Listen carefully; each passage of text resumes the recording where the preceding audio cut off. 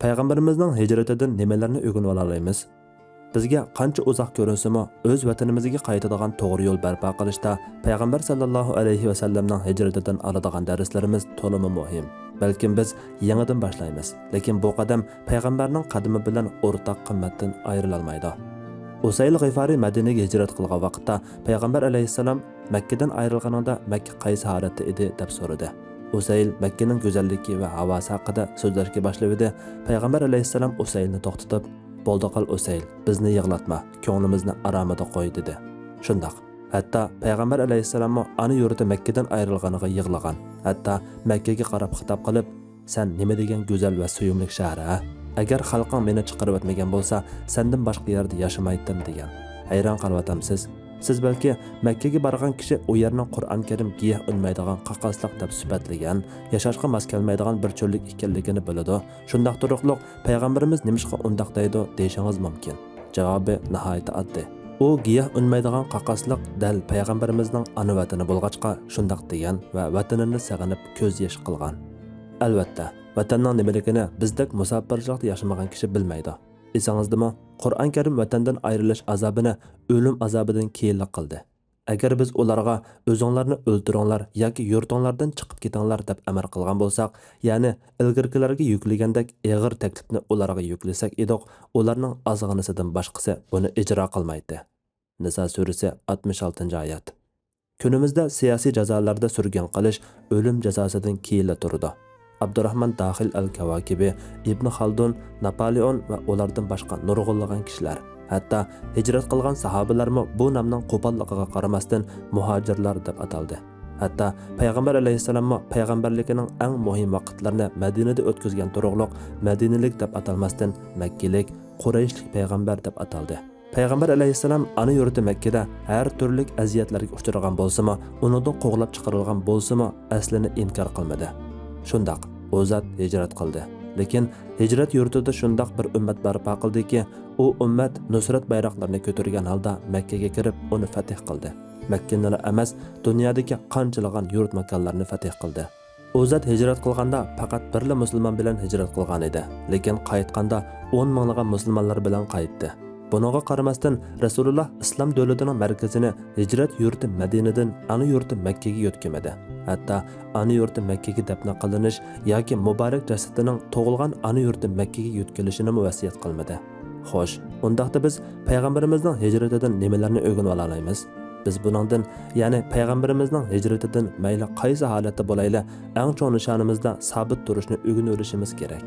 Biz o zatning hijratidan xizmatimizning cho'qim o'z vatanimizda bo'lishining zaruriyati yo'qligini, ammo xizmatimizning qilgan kurashlarimizning ijobiy ta'sirining ana vatanimizning mustaqilligiga foydasi bo'lishi kerakligini o'rganib olishimiz kerak. Biz o zatning hijratidan musofirchilikdami haqiqiy tirishsaqla qo'lga keltirganlarimizning qo'ldan ketkizib qo'yganlarimizdan texmi ko'p bo'ladiganligini o'rganib olishimiz kerak. Unutmaylikki, o zat payg'ambarlik vazifasining hech bir zamin, hech bir irq va tilga bog'lanib qolmaydigan ilohiy vazifa ekanligini bilganlik uchun hijrat qildi. Shunga bizning mustaqillik ko'rishimizmi, ana vatanimizning mustaqilligini asliga keltirganga qadar dunyoning naridili bo'lsak, qandoqli bir millat bilan birga yashashimizdan qat'i nazar to'xtab qolmasligimiz kerak. Biz o zatning hijratidan atrofimizda tunish kishilarning ko'p bo'lishi cho'qim xushallik olib kelolmaganidek, dushmanlarimizning ko'p bo'lishining cho'qim qayg'u hasrat olib kelmaydiganligini bilib olishimiz kerak. Biz o zatning hijratidan nishonlarimiz bilan uni ro'yobga chiqarish arsida birla to'saq borligini, u bo'lsa-mu o'z nafsi havoyi havasimizni yengish ekanligini o'rganib olishimiz kerak.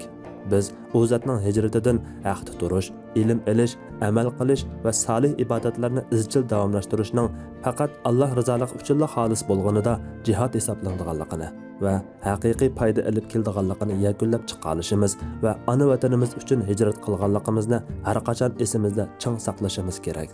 Biz o zatning hijratidan haq yo'l, ilm va halol kasbning qimmatli ekanligini, bo'shan kishilarning uniga erisha olmaydiganligini o'rganib olishimiz kerak. Biz o zatning hijratidan haqiqiy erkinlikning nuqul fikr va so'z erkinligi emas, ana vatanimizning mustaqilligini asliga keltirgandan keyingi islomiyat, azodiyat, adolat va uquvat ekanligini, Uyg'onishning Allohga haqiqiy qo'lchilik qilish bilan birga maddiyatga biqingan xato fikr tushunchalarni tuzitish bilan boshlanganligini o'rganib olishimiz kerak.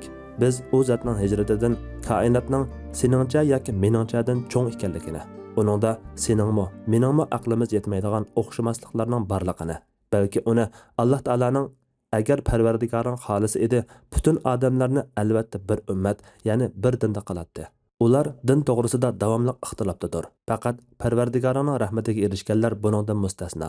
Shunga Alloh ularni o'xshamagan fikr qilish tabiatida yaratdi degan oyatning o'z ichiga oladiganligini o'rganib olishimiz kerak.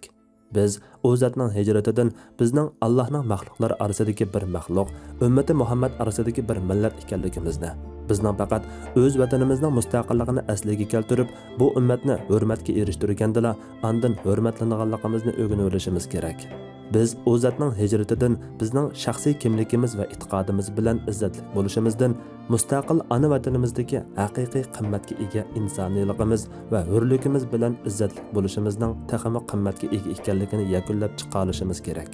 Biz o zotning hijratidan qarish fikriga o'zimizning maydonida turibla emas, qarish tarafning maydonidan qarashni, uning ko'zi bilan ko'rishni, uning quloqi bilan anglashni, balki uning hukmi bilan hukm qilib ko'rish kerakligini o'rganib olishimiz kerak. Biz o zotning hijratidan Allohdan boshqa hech kimdan ortiqcha umid kutmaslik, balki birdan bir umidni Allohga bog'lab, har ishning sababini, chorasini qilishni o'rganib olishimiz kerak. Biz o zotning hijratidan yaxshilarning va yaxshiliklarning har yerda mavjudligini, niyatimizga yarasha natijaga erishadiganligimizni, xatolikning har vaqt boshqalarda bo'lmaydiganligini, balki bizning mag'rurligimiz tufayli haqiqiy do'stlarimizning nasihatiga quloq solmaganligimizdan, tarixdan ibrat olmaganligimizdan, johilligimizdan bo'lganligini bilib olishimiz kerak. Biz o zotning hijratidan hurlikning insonni inson qilganligini, o'z ona vatani mustaqil turgandala boshqalarning hurmatiga erishgil bo'lganligini, hijrat qilishning majbur bo'lgandagi oxirgi tanlash emas, balki hammaning boshlanish ekanligini o'rganib olishimiz kerak. Undaq ekan, hamda ortiq gap qilmasaqmi, o'z ishimizni tepib qila olishimiz kerak. Payg'ambar alayhissalomning hijrati bizga faqat bir tarix darsi emas, balki bugun biz yashayotgan musofirchilik, qarindoshlarimizning qiyinchiligi va dushmanning hiyla-mikrlari ostidagi muhojirat hayotimizning qimmatli yorqin ifodasidir. Biz endi faqat g'am va g'ayvatlik qiladigan, yig'ilishadigan, bir-birimizni ayblab ko'tildishadigan emas, payg'ambar alayhisalomga haqiqiy agashganlarcha yo'lga chiqadigan, hamkorlashadigan va aqlni, vatan mustaqilligini asliga keltirish uchun ishlatadigan haqiqiy sharqiy turkistonlik muhojirlardan bo'laylik.